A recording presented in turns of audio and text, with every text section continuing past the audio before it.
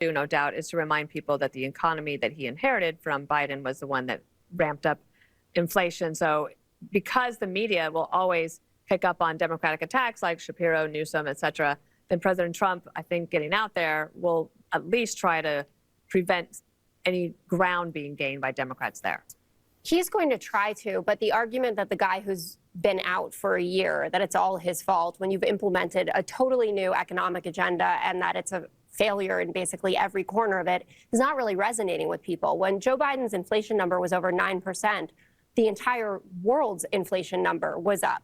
Donald Trump doesn't have the same issues that Joe Biden did. He doesn't have a supply chain problem. He doesn't have a global health pandemic that was killing millions of people all over the world. He's just setting our economy on fire, and not in the good way, in like the dumpster fire way. Hello, everyone, and welcome to a brand new episode of Whatever It Is, It's Biden's Fault. I'm Elliot Morgan, and this is my last Rebel HQ video for the year, so I will hopefully see you next year. That was Jessica Tarlov throwing out some kryptonite to Republican talking points. And the kryptonite, in this case, to be very clear, is something called historical context. Darn it, Jessica. Did you not get the memo? Okay, you're supposed to just say it's Biden's fault no matter what. Have you not seen what's going on in Pennsylvania right now? People are incredibly unhappy, and we can't have that happening everywhere, okay? And this game, you're not ready for it. Action. We're still struggling, even when we have our money coming through. We had to suffer going almost a week with no food.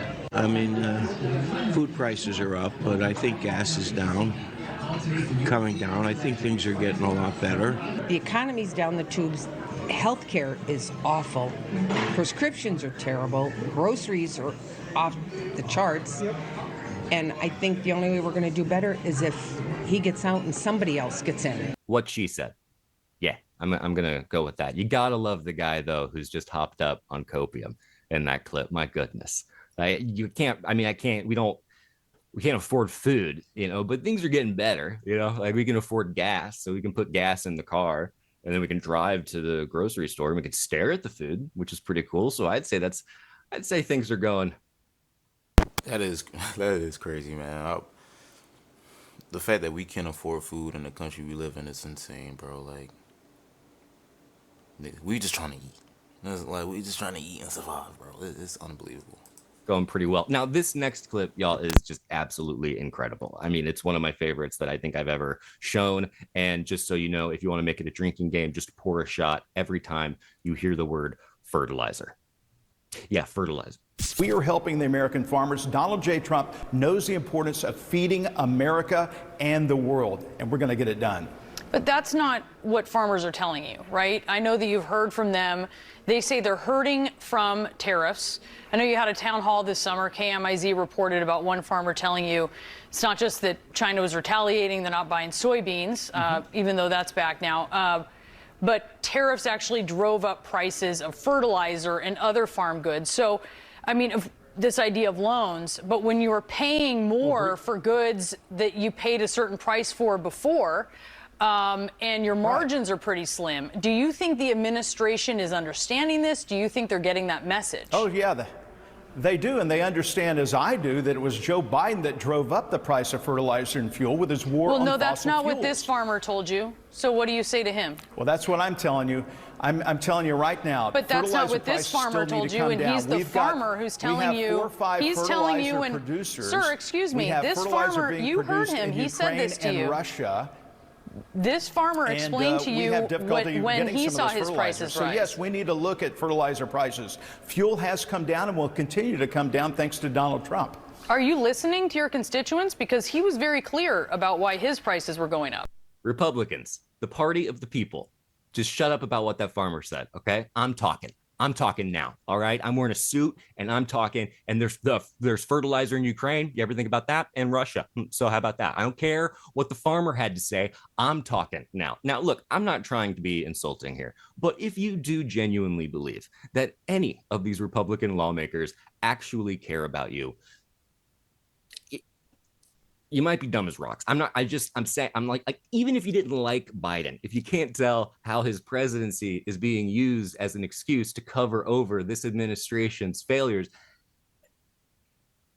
you just might be dumb as rocks. Now, personally, I think them blaming Biden for literally everything is kind of hilarious. But in my defense, sometimes I can be dumb as rocks. All right. So here is Megan Hayes, the Democratic strategist, to explain this situation miraculously without having smoke come out of her ears.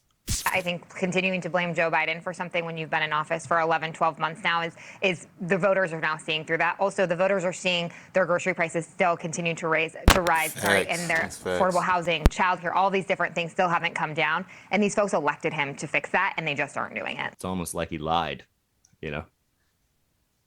It's almost like Donald Trump lied, which I know it sounds crazy because he usually is so on the up and up, you know? It's hard to even imagine him lying, but it does seem like that based on what was and what is, you know what I mean? That's usually how you can, when what is, and then that's usually how you can tell.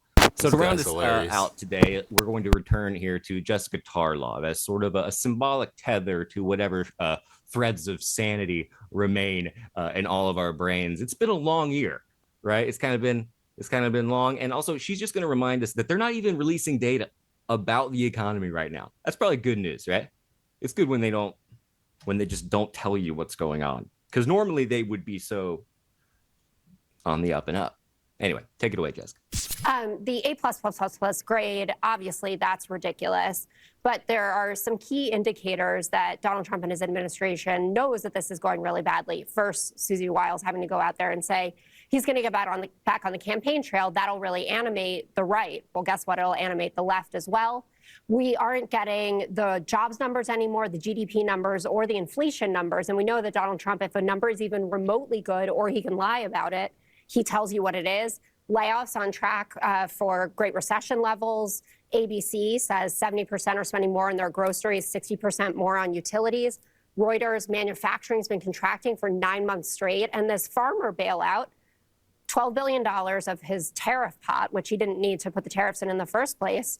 And the farmers are speaking out about this. This is Donald Trump's problem. He's the one who caused this. The head of the National Black Farmers Association, agriculture in this country has been in complete turbulence and turmoil since the president got elected.